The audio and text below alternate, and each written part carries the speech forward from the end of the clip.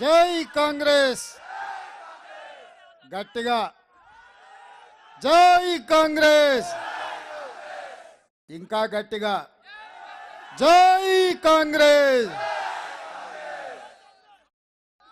ధన్యవాదాలు మిత్రులారా.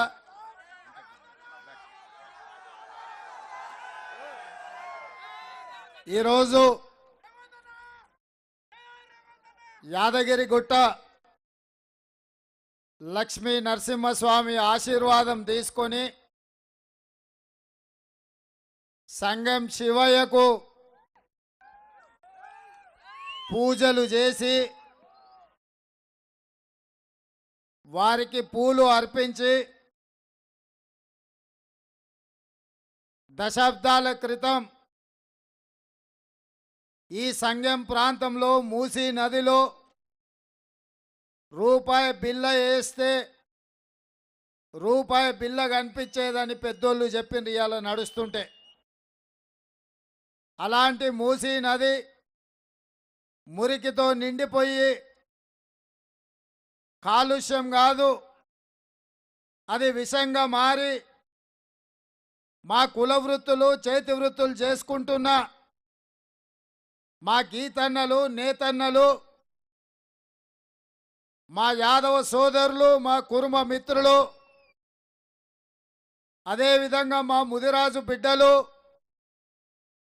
ఈరోజు ఈ ప్రాంతంలో కుల వృత్తులు చేతి వృత్తులు చేసుకునే మిత్రులే కాకుండా రైతులు రైతు కూలీల సంఘాల నాయకులు ఇవాళ వేలాదిగా తరలి వచ్చి మూసి నది ఒడ్డున నిలబడి దేవుడు మాకు శాపం పెట్టిండా లేకపోతే పాలకులు మా మీద పగబట్టిండ్రా, మా నల్గొండను ఒక పక్కన ఫ్లోరైడ్ పట్టి పీడిస్తుంటే మా పుట్టే బిడ్డలు నడుము వంకర కాలు వంకర కళ్ళు కనిపించకుండా మా బిడ్డలు పుడుతుంటే దేవుడికి కూడా కనికరం లేదు మా మీద అని లక్ష్మీ నరసింహస్వామికి మేము దండం పెట్టుకుంటుంటే ఈరోజు మూసి వికారాబాదు జిల్లా రంగారెడ్డి ప్రాంతంలో వికారాబాదు గుట్టల్లో అనంత పద్మనాభ స్వామి సాక్షిగా అక్కడ పుట్టిన పూసి నది వాడపల్లి నల్గొండ జిల్లాలో 250 కిలోమీటర్లు ప్రవహించి ఒకనాడు జీవనదిగా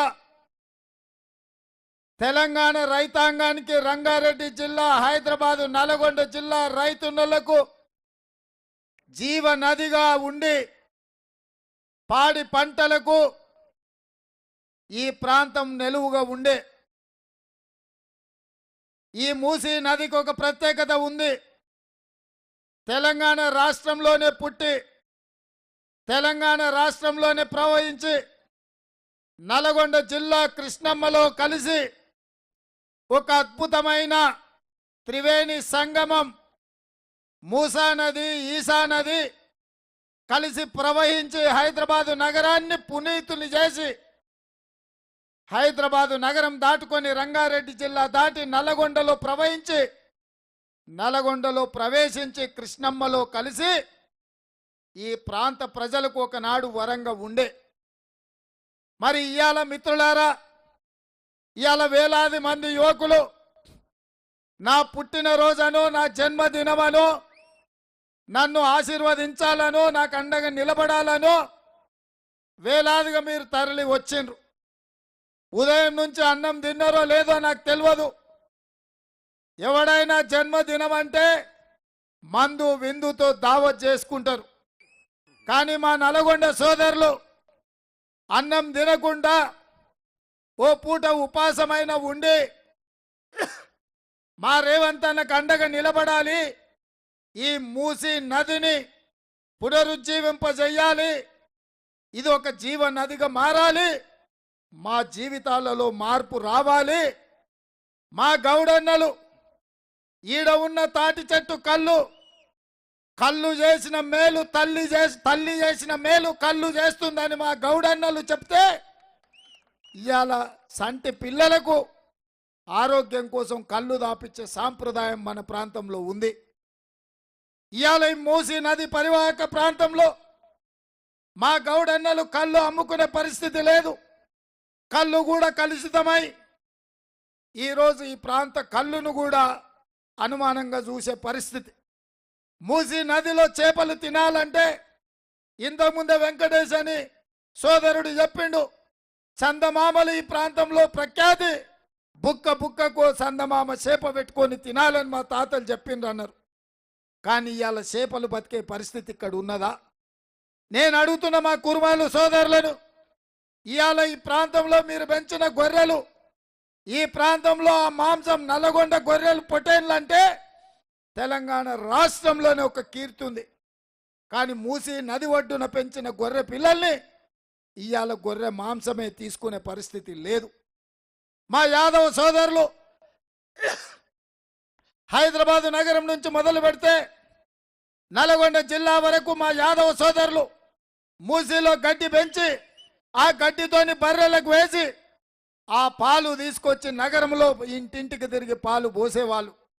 ఇవాళ మూసీ పరివాహక ప్రాంతంలో ఉన్న పాలను ఇవాళ ప్రజలు తాగే పరిస్థితి లేదు. పాల ప్యాకెట్లు కొనుక్కొని తాగుతురు, కానీ ఈరోజు పరిశుద్ధమైన పాలను తాగే ఈ ప్రాంతంలో ఉండే పరిస్థితి లేదు. ఒకనాడు రంగారెడ్డి జిల్లా నల్గొండ నుంచి ఎల్బీ నగర్ ప్రాంతం నుంచి వనస్థలిపురం నుంచి హయత్ నగర్ నుంచి ఆర్టీసీ బస్సులు ఉదయం నగరానికి వస్తే కూరగాయలతో, పాలకూరతో, పుంటికూరతో, మెంతం కూరతో, కరివేపాకుతో, టమాటాలతో, వంకాయలతో, బుడంకాయలతోని బుట్టలు బుట్టలు, తట్టలు తట్టలు ఆర్టీసీ బస్సులో పెట్టుకొచ్చి హైదరాబాదు నగరంలో కొత్తపేట ఫ్రూట్ మార్కెట్లో, మలక్పేట ఫ్రూట్ మార్కెట్లో కూరగాయలను అమ్ముకునే వ్యవసాయ సంస్కృతి ఉండే. కానీ మూసీ కలుషితమై మూసీ నీళ్లతో పండించిన కూరగాయలు కొనే దిక్కు లేక పెట్టుబడి నష్టపోయి ఈరోజు కూరగాయలు పండించే రైతులు వ్యవసాయమే మానేసుకొని ఇవాళ వాళ్ళ భూములను తెగనమ్ముకునే పరిస్థితి వచ్చింది. ఇవాళ ముదిరాజులు చేపలు పట్టే వృత్తిని మానేసి వలసలు పోయే పరిస్థితి వచ్చింది. అందుకే మిత్రులారా, ఇవాళ ఈ పరిస్థితులు చూసిన పాదయాత్ర సందర్భంగా ఎంతో మందితో మాట్లాడినా, ఆ తర్వాత సైంటిస్టులు రాసిన వ్యాసంగాలు చూసిన, ఎంతో మందితో చర్చించిన, వాళ్ళని అడిగిన, నా నల్గొండ సోదరులు, నా రంగారెడ్డి బిడ్డల్ని కాపాడుకోవాలంటే నేను చేయాల్సింది ఏంటి అని నేను వాళ్ళని అడిగిన. వాళ్ళు ఒకే ఒక్క మాట చెప్పిండ్రు, చరిత్రలో ఎప్పుడో ఒక్కడికి ఒక అవకాశం వస్తుంది.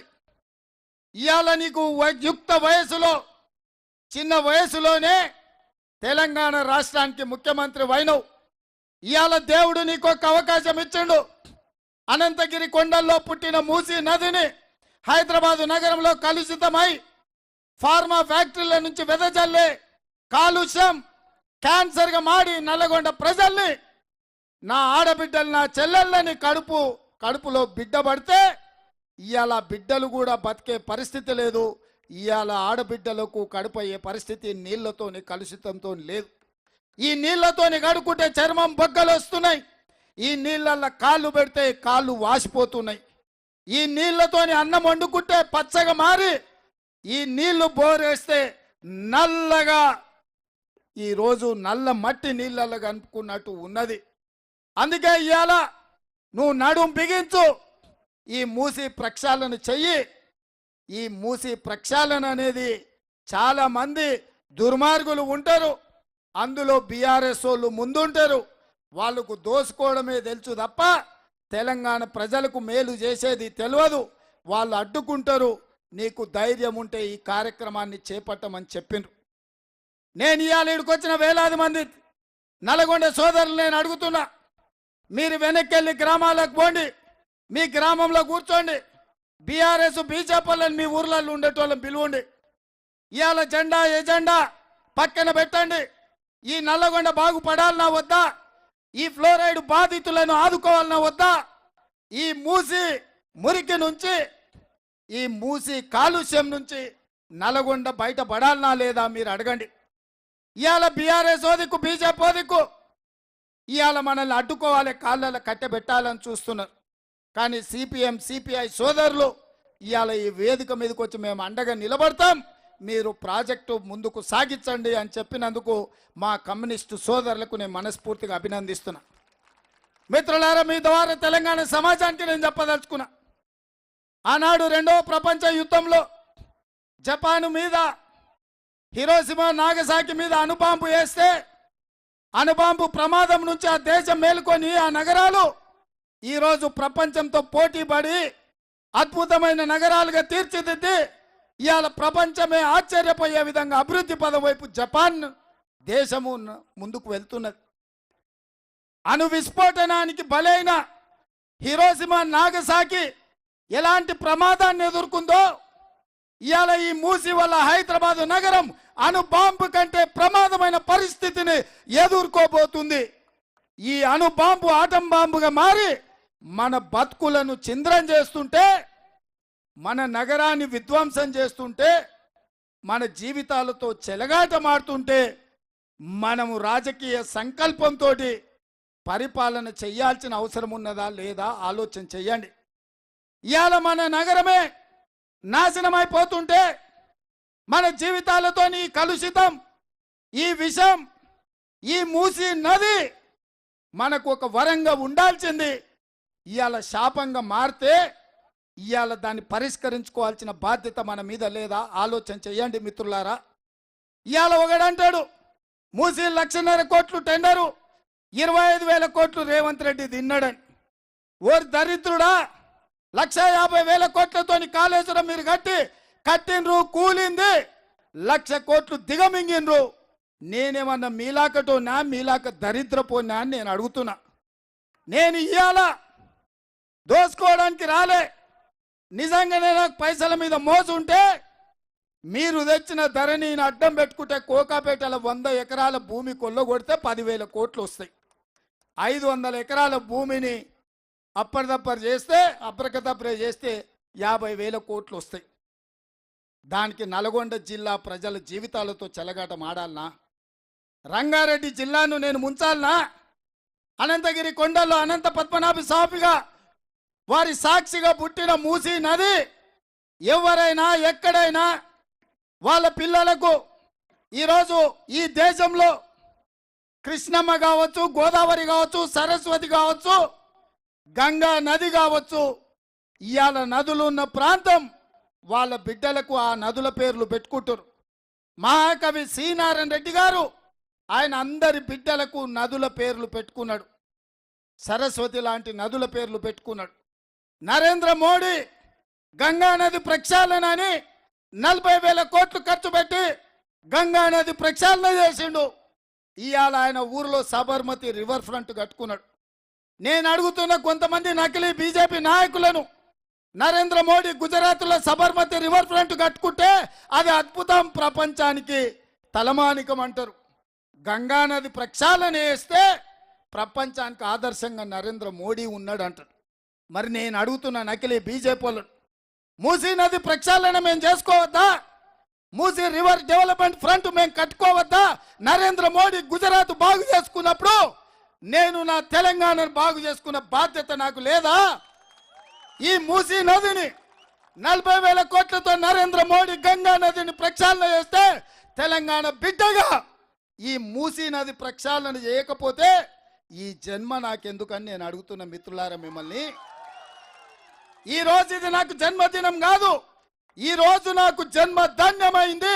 ఈ మూసీ పరివాహక ప్రాంతంలో మీ కష్టాలను తీర్చడానికి సంగం శివయ్యను ఈరోజు దర్శించుకొని నేను సంకల్పం తీసుకున్న నా జన్మ ధన్యమైంది. అందుకే మిత్రులారా, సబర్మతి రివర్ ఫ్రంట్, గంగా నది ప్రక్షాళన, లేకపోతే లండన్లో థేమ్ రివరు, అమెరికాలో హడ్సన్ రివరు, లేకపోతే సౌత్ కొరియాలో మా మిత్రులు చూసొచ్చిన నదీ పరివాహక ప్రాంతానికంటే ఒక అద్భుతాన్ని హైదరాబాదు నగరంలో, రంగారెడ్డి జిల్లా, హైదరాబాదు నల్గొండ జిల్లాలో ఈ మూసి ప్రక్షాళన చేసి తీరుతా. ఎవడెవడైతే వస్తా అంటుండో, ఎవడెవడైతే బుల్డోజర్కి అడ్డం బంటా అంటుండో మీరందరూ పేర్లు ఇవ్వండి, మా నల్గొండ నుంచి లక్షలాది మందిని అక్కడికి తీసుకొచ్చి వాళ్ళ సాక్షిగా మీ మీద నుంచి బుల్డోజర్ తోలకపోతే నా పేరు మార్చుకుంటా. మీలాంటి లత్కోరోళ్ళు, లూటీ చేసిన వాళ్ళు, 10 ఏళ్ళు విధ్వంసం చేసిన వాళ్ళు, తెలంగాణను చెరబట్టి తండ్రి కొడుకు బిడ్డ అల్లుడు 1,00,000 కోట్లు దోసుకొని ఇవాళ నల్గొండ ప్రజల్ని మేము ఆదుకోవాలి అనే సామాజిక బాధ్యత తీసుకుంటే బిల్లా రంగాలు బుల్డోజర్కి అడ్డం బంతమంటారు. మీకు నిజంగానే చిత్తశుద్ధి ఉంటే, మీకు నిజంగానే ధైర్యం ఉంటే మీరు తారీఖు చెప్పండి, మా ఎంకన్ననే బుల్డోజర్ మీద ఎక్కిస్తా, మా మందుల సామెలతోని జెండా ఊపిస్తా.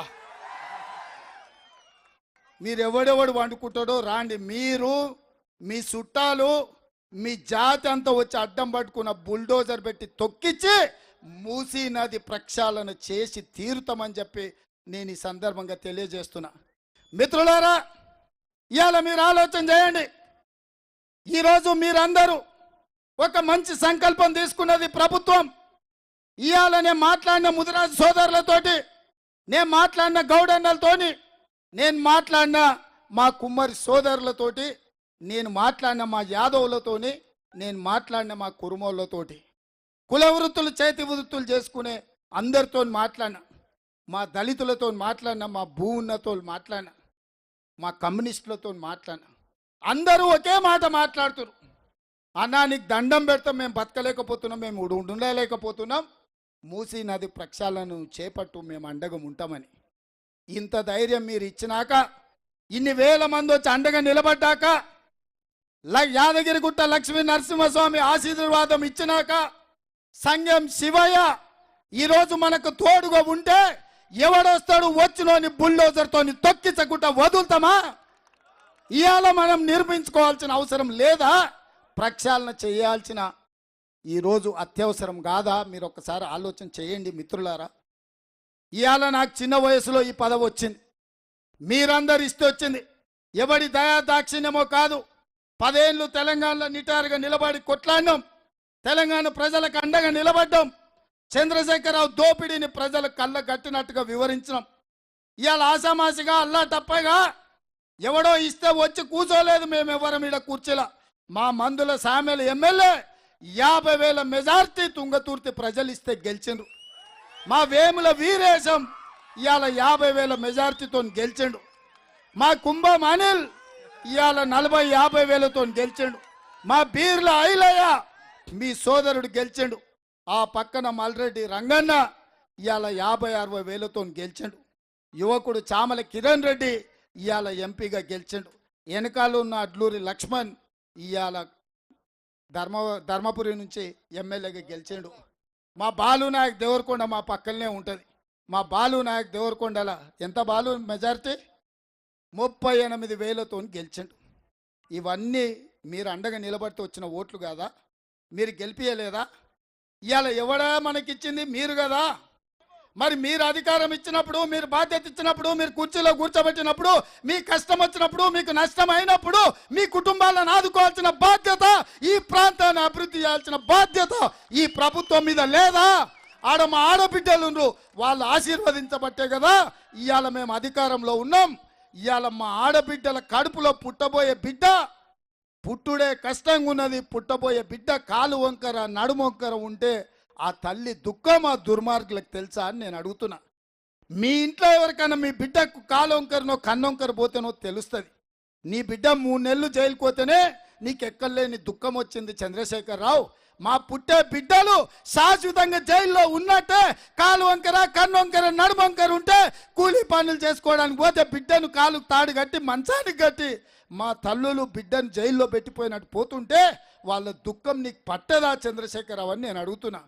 ఇవాళ ఈ మూసికి నువ్వు అడ్డం పడితే ఆ పాపం ఉసురు కొట్టుకొని మూసిలో మురికిలో సస్తావు, కుక్క సావు చేస్తావు, సస్తే దిక్కులేని సావు చేస్తావు చంద్రశేఖరరావు. నువ్వు ఇవాళ మా ప్రజల్ని మభ్యపెట్టాలని చూస్తున్నావా?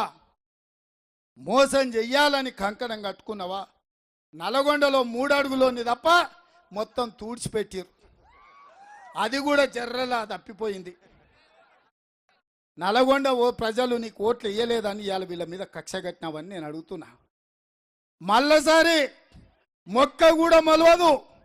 నువ్వు అనుకుంటున్నావేమో నల్గొండ జిల్లా ప్రజల్ని, నల్గొండ జిల్లా ప్రజల పౌరుషం నువ్వు తక్కువ అంచనా వేస్తున్నట్టు. నువ్వు నిజాం నవాబ్ల వారసులు వచ్చారు. నిజాంల పైజామాలు ఊడగొట్టి రజాకారులను దిగంతాలకు తరిమిన సాయుధ రైతాంగ పోరాటం చేసిన గడ్డ ఈ నల్గొండ గడ్డ.